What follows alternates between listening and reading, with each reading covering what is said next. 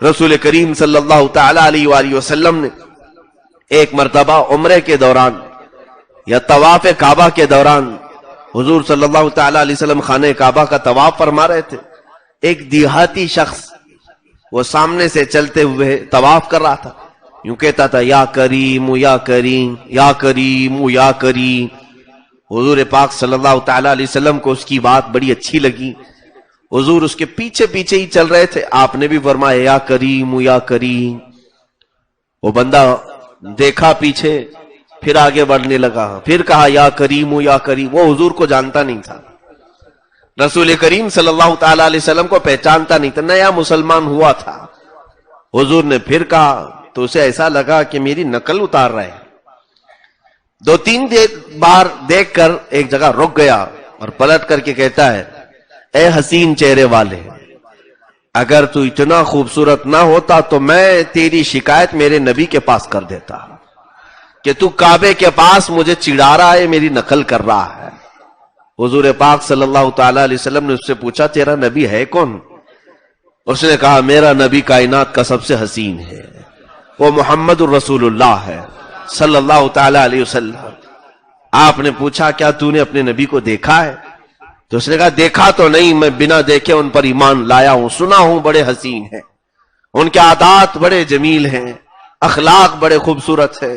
حضور پاک صلی اللہ علیہ وسلم نے فرمایا لو دیکھ لو، میں ہی محمد ہوں. حضور پاک صلی اللہ علیہ وسلم کے قدموں میں گرا تو آپ نے اٹھایا، کہا بادشاہوں جیسا عمل میرے ساتھ نہ کرو کہ وہ بادشاہوں کے ہاں پیروں پہ جھکایا جاتا ہے.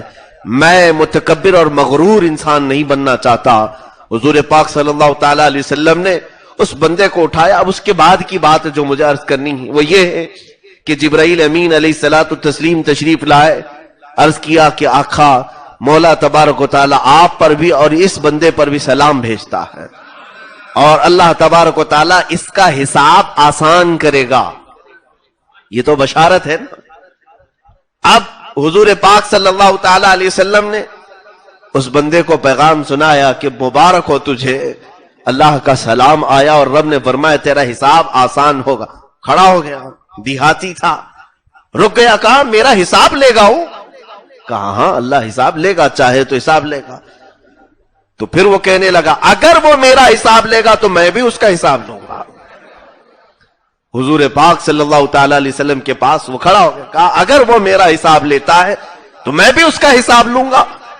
حضور کریم صلی اللہ تعالی علیہ وسلم نے فرمایا اے بندے تو کس بات کا حساب لے گا؟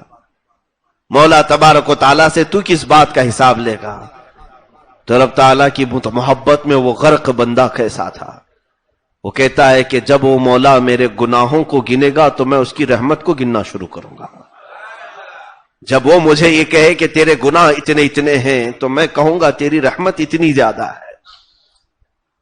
میں اس کا حساب اس طور پر لوں گا اگر وہ میرے گناہ کھولنے کی بات کرے، عیب نکالنے کی بات کرے تو میں اس کی ستاری کو ناپنا شروع کروں گا کہ تیرا نام تو ستار ہے اور تیرا پردہ اتنا طویل ہے.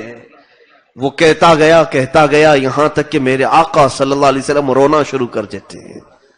حضور پاک محبت خدا میں رونے لگے. اسی وقت جبرائیل امین آئے، عرض کیا آقا مولا فرماتا ہے اسے بے حساب جنت میں بھیجے گا، بے حساب جنت میں بھیجے گا. عزیزان گرامی وقار، یہ کچے ایمان والے نہیں تھے، پکے ایمان والے تھے، لیکن انہوں نے دنیا سے بہت ساری چیزیں ایسی حاصل کی کہ دنیا میں اگر کوئی ایک دوسرے کا حساب لیتا ہے تو پھر میں اس کی رحمتیں اور اس کی مہربانیوں کا حساب لوں گا. اللہ تبارک و تعالیٰ کو اس کی یہ ادا بھی پسند آئی اور مولا نے اسے بے حساب جنت میں جانے کا وعدہ فرمایا. ہماری زندگیاں دوسروں کے اعمال تو دیکھتی رہیں لیکن اس سے کچھ ہم نے عبرت نہیں حاصل کیا، اس سے ہم اپنی آخرت کو یاد نہیں کر سکے.